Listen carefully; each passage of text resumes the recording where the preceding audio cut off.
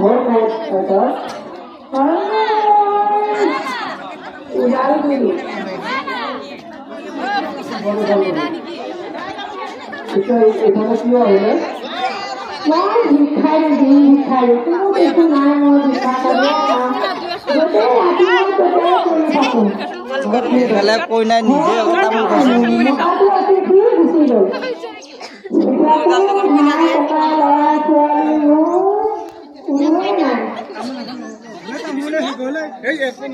নামাজ পঢ়া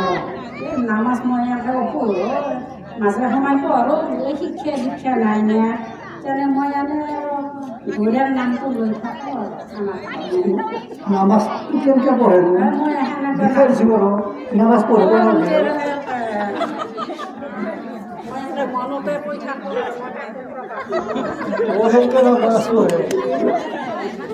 মুছলিমবিলাকে কয় লা ইলাহা ইল্লাল্লাহ আলী মুহাম্মদ ৰাছুলুল্লাহ এইটো মানে কি আমি আচলতে বুজি নাপাওঁ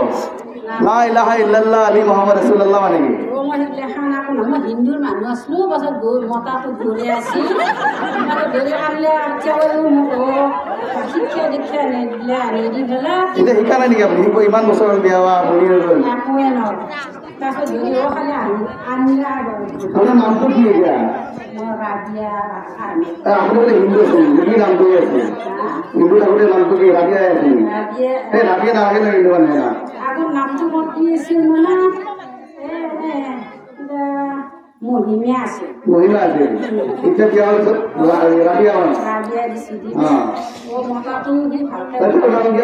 স্বামী মানে মতাটোৰ নাম কি আপুনি ক'লে মতাটোৰ নাম না হেৰি তাৰমানে জনুল আৰু আৰু ল'ৰা ছোৱালীকেইটা ল'ৰা ছোৱালী হবাও পৰা নাই বুঢ়া হবা টানিলা বুঢ়া হবা টানছি এতিয়া মানে বেয়া হৈ যাব চলি হ'ব